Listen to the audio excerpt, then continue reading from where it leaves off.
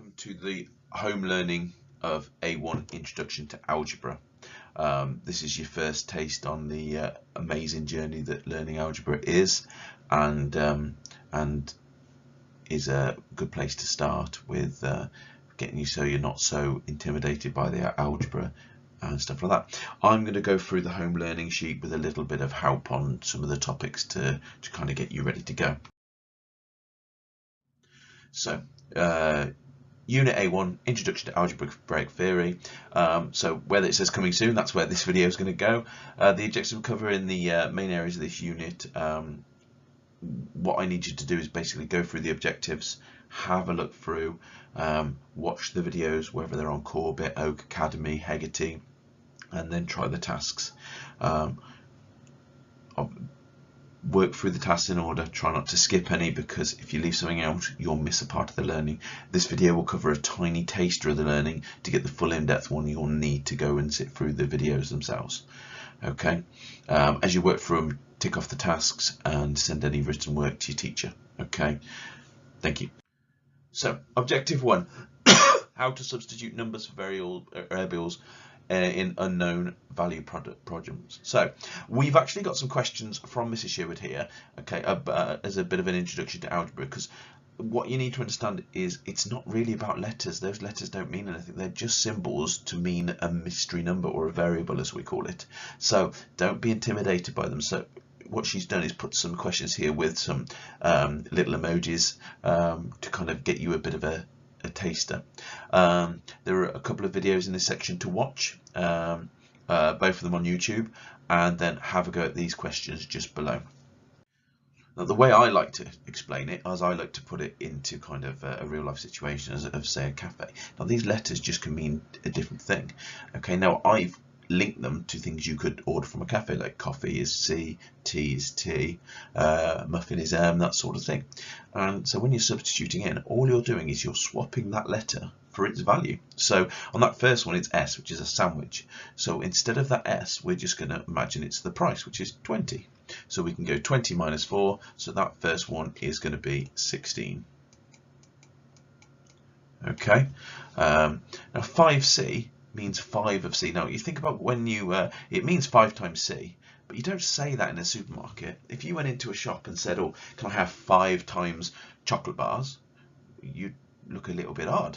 So you say, can I have 5 chocolate bars? So that's how it works. So all we're going to do is get 5 and times it by whatever the coffee costs, which is 10. So 5 times 10, that's 50. Okay, you've got one here which is 5 plus j plus b. You can have multiple variables in the same expression. So we've got 5 plus whatever j is, which is juice, and that's 5 as well, and plus b, which is biscuits, which is 3, and that's 13. The next one is 3m minus 5. Now we've got to remember a special thing that we've learned in previous topics, which was BIDMAS. We learned that back a few topics ago in I think it's MP5 or MP6, where you've got to make sure you're following the rules of BIDMAS. So multiplication becomes before subtraction. So we need to go 3 times m, so 3 times 4, which is 12, then take away 5, which is 7. Okay, the next one is 6t plus f. So that's 6 times 10, which is 60, plus f, which is 2. That's 62. Okay, gets a bit more complicated, lots of little variables here. Sometimes it's best to note down what each bit means so you don't make a mistake. So 5 times w is 5 times 1, which is 5. Then we've got the plus 6, plus s, which is 20, and then plus 2t, which is 20. So that's 51. Now on this, it's never remember the BIDMAS rules. Bracket comes first. So we've got to do everything inside that brackets first. So that's j, which is juice, which is 5, plus 7, which is 12, times 2, which is 24. And then the last one, we've got b, which is biscuits, minus 1, so 3 minus 1, which is 2, times by 3, that's 6. Okay, so on these, it's if you could do this, you should be able to do it without this menu, and you could just look and go, okay, well, c equals 10, t equals 10. You don't actually need the words with it, but that's just substituting in the number, remembering if there's no sign it's a times, and working your way through that. put my answers on there. Right. Okay, objective 2 is to know how to simplify simple expressions. So again, there's a video here to watch. There's completing the questions which are from it in your maths book. There's the Academy lesson, and then there's Hegarty Task 156 with a video attached if it's necessary. We will check your score. So simplifying expressions. Well, how else could I write 3 plus 3 plus 3? I know you might go 15, but is there a quicker way of writing what I've done? Well, yeah, of course, it's 5 times 3. So how about a times a times a times a? Sorry, a plus a plus a plus a plus a. Oh yeah, 5 times a, which we'd actually write as 5a. And it's just being able to simplify expressions like that. So a couple of do's and don'ts of algebra. So do write your letters in alphabetical order. So if you have a plus b plus c, obviously with associativity you can spin that around to be b plus a plus c, and it still mean the same thing.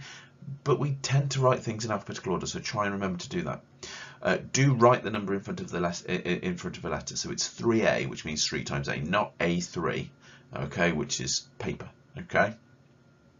Don't combine numbers with letters. So if you got a plus 3, it's 2a plus 3. It's not 5a. You can't put those together. And don't write letters using capital letters unless you're given. Okay, so 3a is 3, lowercase a, not 3, capital A, unless you've been given it. Okay, so here's ones to have a bit of a practice on that we can do together. So a plus a plus a plus a, we've already done that one, that was 5a, we looked at that earlier. Then we've got b plus b plus b plus, that's 4 of those being added together, that's 4b, and plus 3c. And then d plus d, which is 2d, plus 4e. Okay, and then gets a little bit more challenging now. We're starting to stray into A2 a little bit, but we'll just carry on now because it's not going to do any harm. So 4g minus g is 3g. On this one, 11a minus a, which is 10a, minus another a, which is 9a, minus another a, which is 8a. And then we've got 18c minus 10c, which is 8c. And then you've got on here, you've got d's and e's, so we're going to combine our d's, which is 3d plus 8d, which is 11d, and then combine our e's, 9 plus 7, which is 16e. On the next one, 11m minus 4m is 7m, and then plus 11n. Okay. P plus P plus P, oh sorry, it's 17p plus P minus 5p, so you've got to be careful with the minus here. So 17p plus P, no, I can't even speak, I can't even say it. 17p plus P is 18p, minus 5p is 13p. Then we can look at the q, so 15q minus 5q is 10q.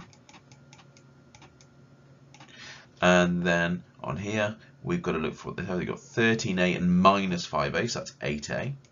We look to the b's, 19b minus 5b, which is 14b.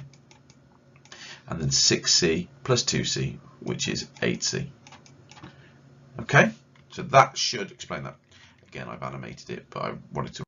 So to finish, have a look at the document, have a watch of all the videos, have a go at the tasks. If you're struggling, email for help.